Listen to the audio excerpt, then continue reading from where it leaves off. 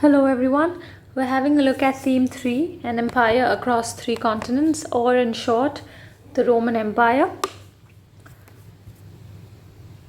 So today we're going to cover the extension of the empire. In the maps earlier,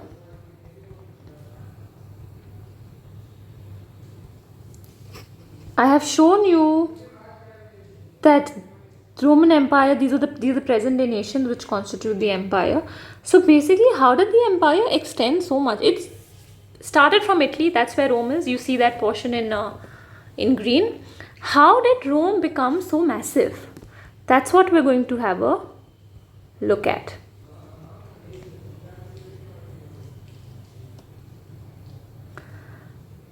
This was done by absorbing a whole series of dependent kingdoms into Roman provincial territories. So basically, there are a lot of kingdoms surrounding Rome. They were smaller kingdoms, they were not very powerful. Those kingdoms were thus turned into provinces of the Roman Empire. Provinces would then mean that they had their own governor or a prefect who was controlling that region, and they in turn bore allegiance to the main ruler in Rome. Urbanization of the empire. Except Italy, all territories were divided into provinces and subject to taxation. Province would mean something like a state, just not as small as a state, but a bigger region. The great urban centers near the Mediterranean shore were the true bedrock of the imperial system. So this means that there were certain areas, certain ports near the Mediterranean shore which were extremely important to the imperial system. They were Carthage, Antioch and Alexandria. Through them, the government taxed provincial countryside. Now, the government in Rome, now if you, for example, I'll just show you that map again. Now, if you have a look at this map, the main government is sitting in Rome, which is in Italy. But it can't move everywhere to tax the people in all the regions spread across the empire. So it's going to divide all these places into provinces, and it's going to take taxes from them. There are certain regions on the shores of the Mediterranean which will help in the movement of people who can take taxes and movement of goods and trade.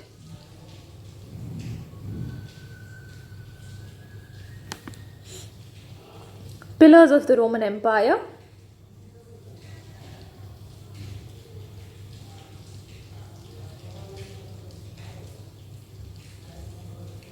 Also, before I show you the pillars of the Roman Empire, just have a look at the little writing on the left hand side.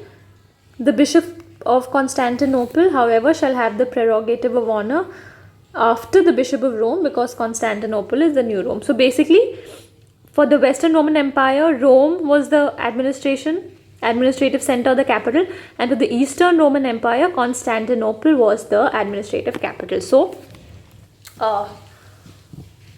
that's why Constantinople was seen as the new Rome. However, the main bishop was still in Rome.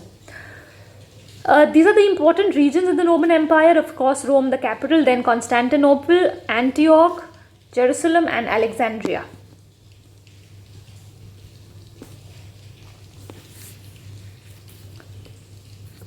This is another map which shows you pillars of the Roman Empire. Notice how they are all near the water. So you can notice Rome in Italy. Then you can also have a look at Athens, although it was a Greek city-state. Notice Constantinople, Antioch, Jerusalem, Alexandria, Carthage. 3 places have been mentioned here as the bedrock: Carthage, Antioch and Alexandria. So please notice where Carthage is, and then where Alexandria is, and then where Antioch is.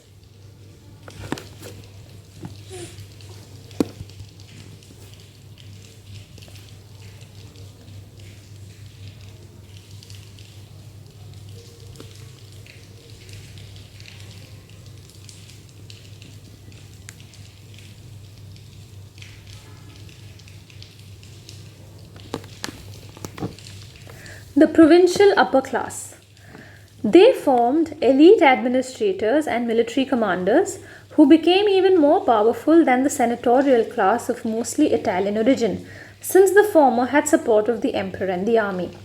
Now, try to understand the idea that the main players in the Roman Empire were the Senate, the emperor, and the army. Now, I've explained to you how the emperor and army sided together, and the Senate used to be a little scared of the army, so the Senate never said anything to the emperor also. Now, the Senate or the aristocracy was mainly the people who were in Rome or in Italy, to be more precise. But because the Roman Empire spread far beyond Italy to so many other regions, and for administration it was divided into provinces, each province was under a commander or a prefect or an administrator. So this is another fourth body altogether, a fourth player altogether. These provincial administrators went on to become even more powerful than the Senate. Apart from being powerful, they also had more support of the emperor and the army because the Roman Empire depended on them, because they are the ones who eventually took the taxes from their provinces and gave it to the center. So now we have four players. We have the emperor, the Senate, the army, and the provincial administrators.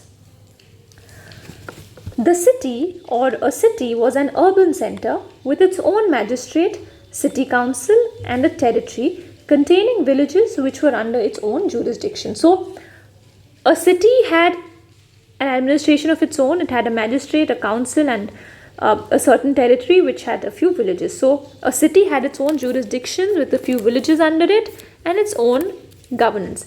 Through that, tax used to be collected.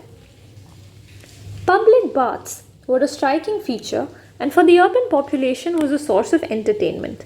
Public baths were very common in the Roman Empire. They were not just used for rituals but a source of entertainment for people to relax. However, when one of the Iranian rulers saw these public baths in the Roman Empire, he was highly impressed and he thought of introducing them in Iran also. However, he was met by the wrath of the public, which means people were not very amused by his ideas, and he had to then let go of it. So people in Iran were not very welcoming of the idea of public baths. Thank you.